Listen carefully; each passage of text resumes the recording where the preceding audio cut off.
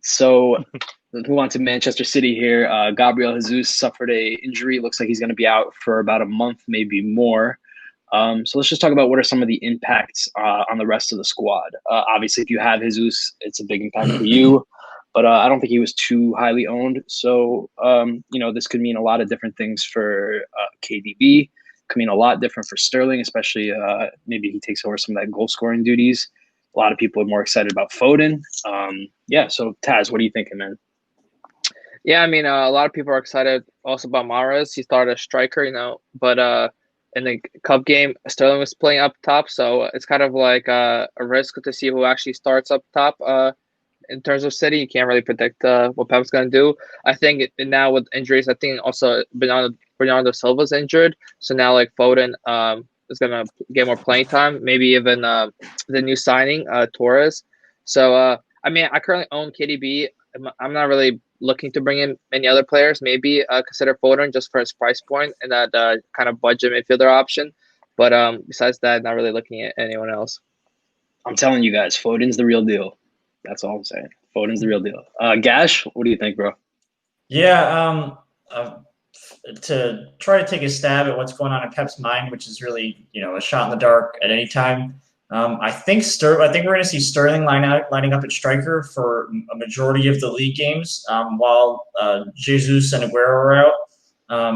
I don't think that necessarily makes me want to bring him in, because I would rather have. I think KDB's more nailed to get those points, in terms of creating and finishing off some of the chances, where Sterling won't really be creating anything, and I don't like him too much as a finisher of, he's not really a clinical finisher in my mind. He blows away some easy chances. So I'm also thinking of, as you guys mentioned, Foden too. He's a player who, for 6.5 million, you can't really ask for much more. I mean, it's frustrating to own him because if he's not starting, it's an annoyance to have him in your starting squad and to spend that money on him. But then when he does start or comes on at like halftime or something and scores or gets a brace and bags an assist, then you're so super excited with that. So it's kind of a case of sticking with him through the tough times to get all the good returns he brings, which I think why people are still trying to get him in at 6.5 million. We'll see what happens once Bernardo Silva, and I think Gundogan is also injured. So we'll see if he continues getting the same number of minutes when they come back. Yeah, I mean, when they come back, I guess it's kind of up in the air. But I think for the foreseeable future, for about the next month or so, he should be getting pretty consistent minutes.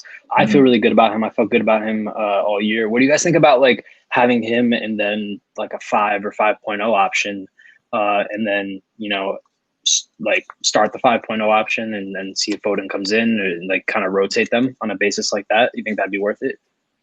Nah, you're trying to beat Pep at his own game, and I think that's just going to end up in more frustration. Mm-hmm. C4, I know you're pretty high on Raheem Sterling, so tell us a little bit about that. I mean, as my pick to be the highest scoring FPL player this year, feel pretty good about this, especially for a couple of reasons. Being that I think I think there was some question if KDB was the only rotation-proof player on City.